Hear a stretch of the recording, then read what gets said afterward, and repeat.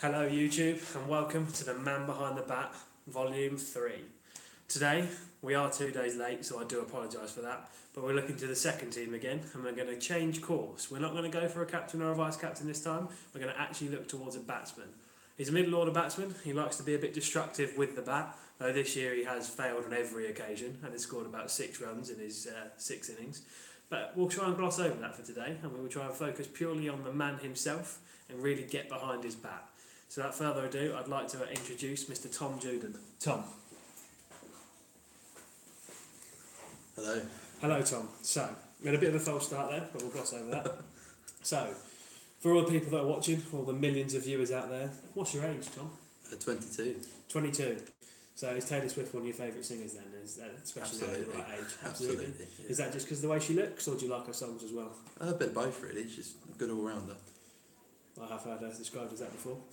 So we'll jump straight in, Tom. And I need 4 words to describe yourself for the millions of viewers out there.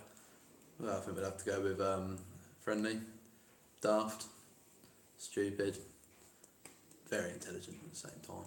So stupid that you've used daft and stupid, which Yes. arguably are the same word. But that's fine, Tom. And have you got any brothers and sisters? I've got one brother, yeah. One brother? Yeah. And what's his name, Tom? Matthew. Matthew. Shout out to Mr. Matthew Juden if he's watching from all the way in Sheffield, I believe. I doubt it, but... Well, he should be. And what's your favourite cereal then, Tom? Favourite cereal? See, I'm not really a fan of cereal. I'm more of a sort of sandwich man in the morning, but Sandwiches in the morning? Yeah, but That is very out. if I had to, it would be curiously cinnamon, I think. Good choice, that. Bit more exciting than the usual Weetabix, which is what we tend to get, which I really could not be more disappointed with. And tell me, Mr. Juden, would you rather fight 100 duck-sized horses or 1 horse-sized duck? Definitely a horse-sized duck. And why is that? It's more manageable. That's actually very similar to what Mr. Steele said last week, so that's quite interesting, that. Yeah, I think I'll take a duck. Yeah? Yeah. And would you describe yourself as a lover or a fighter?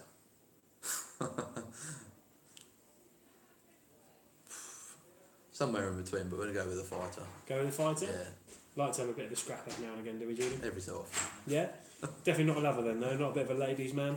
Not even in your younger age? No, not at all. No? Not sleeping in No. the same tents as particular people at parties or anything like that? No, I cannot confirm or deny Can you not? any knowledge. I can confirm this particular thing, YouTube, trust me. I've known him for long enough.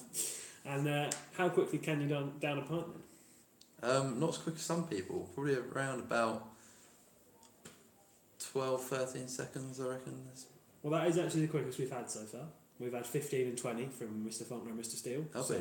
12 and 13 is probably better. We might have to prove this. I think Probably on par with John, I reckon. end of season we have to compile a video of everyone that's done these interviews and get them all timed. See Yeah, whether they've get lied that or on not. the leaderboard, that'd be nice. That would be good, yeah. We might have to do that.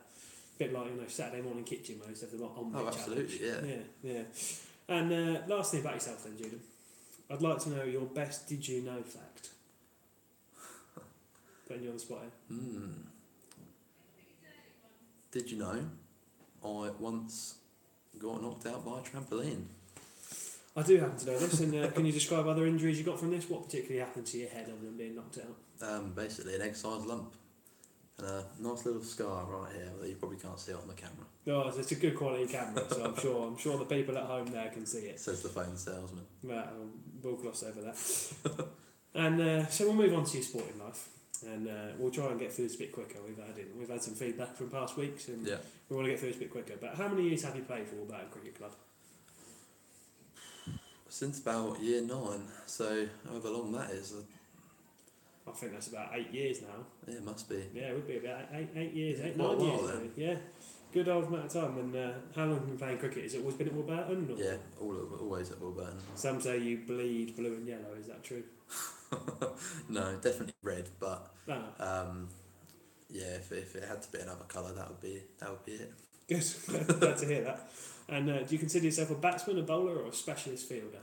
Well, I think recently I proved myself as a bit of a spin bowler, but I think up until then it'd have to be a batsman really. But yeah, as I say, it tends to be short but sweet. But So you say you've been a spin bowler recently, and what were your figures most recently? I don't actually know. I just know I've got 5 wickets in 8 overs. Apart from that, don't know how many balls and don't know how many runs. And who was that against you then? I don't know, they played on the grassy field somewhere in St Ives, Bluntisham, I believe. There we go. It was indeed. Proving yourself to be daft and stupid there. And what's your favourite moment in the whole of sport? In the whole of sport, it'd have to be Liverpool at Istanbul, I think. Another Liverpool fan. Yeah. Well, we'll get through that quickly. We're not going through them questions again. And what's your favourite moment playing for Batton Cricket Club then, Julian? Ooh, that's a tough one. Probably whacking about Finn Logan in the Kirtland Cup final. I quite enjoyed that. And who does Finn Logan play for nowadays then? He plays for Warburton. Does he? Yeah. We'll have to have a few comments about that, haven't we? Yeah. Maybe. Rumours are that did you hit the Sports Centre roof once at Liverpool? Is that right? To be honest, my memory's not that good, but I'll do it a long ball. You do. It has been said. It has been said. So just quickly, you've already mentioned it. So your football team, can we assume that's Liverpool? Yes, yeah, absolutely. How long have you supported Liverpool for all your life? Yeah, since I've known football, really. Could you say that they stole your heart? Yeah, maybe. I don't really know. And what's your best sporting achievement then? Best sporting achievement. That's a tough one, really. I'd have to say, probably, don't know. We'll go with the Cricket Cup finals because they're relevant. All right. I appreciate that one. Not very specific, but we'll take the answer we can get, really, from a daft and stupid bloke. And last question about sport. Like I say, we tried to rattle through this a bit quicker this time. And who's your sporting idol? Sporting idol? Have to be Phil Jones, really. Very talented centre-back. Pulled some great faces. And just wish him all the best at the World Cup. Tried to say that you're a great centre-back, are we? Or... Well, I fancy myself more as a winger now, but yeah, as far as youth football goes, yeah, centre back it was. Must be a very adaptable bloke then. Oh, absolutely. Like to adapt. Does that stretch to women as well? Adapting through different women? No, not House at all. parties back a few years, adapting through different women. I'm fairly certain I've witnessed it. Again, I cannot comment on past events. Can you not? No, I've got a really patchy memory. Well, we'll get that out of you, don't worry. So we'll move on to your teammates. And this is a big question, this. Yeah. Now, this is a bit of a scary question for myself, but should you ever step up to being second team captain? Or even maybe first team, or third team, whatever team, and you've got 10 players, you've got one player left to pick, and the choice is down to either Colin or Ewan Sizer. Which one are you picking, and why? It'd have to be Ewan Sizer, I think. And why is that? He's got more of a personality, I think. He's more manoeuvrable in the field. I wouldn't back either of them to catch a ball, but if I had to pick one, it'd be Ewan. I've heard he's got a few runs in the third team actually, so almost the highest scorer, I believe, on the last game. I believe he may have been. Well, okay. So you've obviously mentioned that you fancy yourself as a bit of a bowler nowadays. But who do you think is the best bowler at the club? Ooh, I mean, Bez Berry is good. He puts the ball on the spot all the time. He's got 8 overs left as well for Saturday. He is consistent, yeah, and he very rarely actually has to bowl all his overs. So I mean, yeah, have to be Bez. Past that, I mean, Ollie Sellers can throw a good ball. I've heard John Faulkner swings it a long way, but if you had to choose one, because you're naming pretty much every bowler so far. I'd have to go Bez just because I do admire him and I idolise myself. Is that how you aspire to be? Yeah, I mean, I don't aspire to be him, but I do look up to his bowling. Okay. So, you look up to Bez as a bowler? Oh, absolutely, yeah. Interesting. Who would you claim is the best batsman at the club then?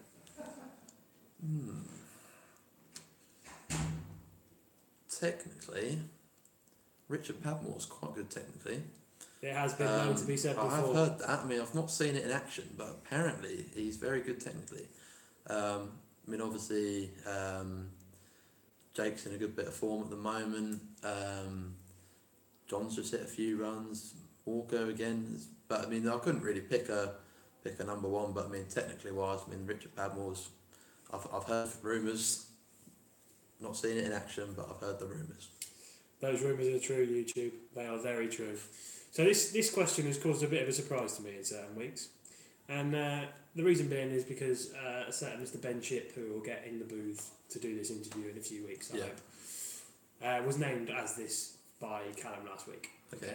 And the question is, who is the most intelligent at the cricket club? That was a surprising answer. The most intelligent. Well, I mean, it depends what we're on about, like, as in academic awards or just general street smarts, really. But I mean, Matt Morton's made some good decisions in his life. He's known as an intelligent bloke round there, so I mean, yeah, that'd have to be my answer, I think. You'd go for Matt Morton, are we? Yeah, absolutely. Yeah? Any particular reason? Any like key moment you can pinpoint as to why he'd be your most intelligent? He's made some smart decisions over the years, but I mean, nothing that nothing that I can bring up in this interview, really. No. No. Do you idolise him a bit because of his skills with the women? We've obviously touched a few times on your particular skills. Do I idolise him? No, I mean, I'm quite happy with my current situation. Yeah, so I would say probably a no on that. Okay, no, that's fair enough. So more specifically, who do you feel has got the best cricket brain at the club? Well, I mean, it's a toss-up between myself and a few other individuals. No. Best cricket brain. I mean, Will Padmore's been a captain for a long time. I've heard he knows a lot about cricket positions. I tend to just get them to point and run to the spot. However, I mean, obviously you've got John, Finley and Tom that have all sort of tossed around the captaincy this year and all made some key decisions, but I'm sure they'll come into fruition at the end of the season, but we'll have to wait and see, won't we? So I'd say it's probably between that, the triangles of captains up in the first team. Okay. So we've had very similar answers for this particular question a few times. And this question is, who is the biggest drinker at the club? Well, that'd have to be Bez. Yeah. That would have to be Bez. We do hear that a lot. Followed by, well, John would like to think he's up there. He'd probably give it a good run. Yeah. But Bez would, hands down, smash anybody. Which is what we're hearing a lot. I think we can fairly say we're going to go with that one. So we do move on to the last two questions of the interview, and they are the most important questions. And the first of these two major questions is, what number should Richard Padmore be batting at for the second 11? Well, he can, as I say, we've touched on this already, he's apparently technically very good, so I mean, realistically, you're probably looking at 11. However, in theory, if the rumours are true, probably top 5. Top 5 it is then. We're looking. We've seen really that 2 out of the 3 people so far, YouTube, have said that this Richard Padmore bloke should be batting quite high for the second. So I think as captain, he needs to take that into consideration and bat himself, probably opening for the next game he plays. So lastly, we've heard a lot about you. We know you'd rather fight one horse-sized duck than 100 duck-sized horses because it'd be more manageable. You're not a big fan of cereal, but you do like your Curiously Cinnamon. You've been playing in Wolverhampton Cricket Club since year 9. You're a bit daft and stupid, and you can't count how many years that is you've been at Wolverhampton Cricket Club. You think of yourself more as a bowler nowadays because you took 5 wickets against a team somewhere near St Ives who play on a grassy field. Absolutely. We've really got an insight into your brain here, Mr. Juden. But the last question, the big question, the question that everyone waits for, the only reason that millions of people watch this every week. And that question is, would you dare to wink at Ben Chip, brother? Absolutely. 100%. And there we go, YouTube. Simple as that. What a man he is. We've heard a lot about him tonight, and we now know he would dare to wink at Ben Chip. Mr. Juden, it's been a pleasure. Cheers. Thank you very much.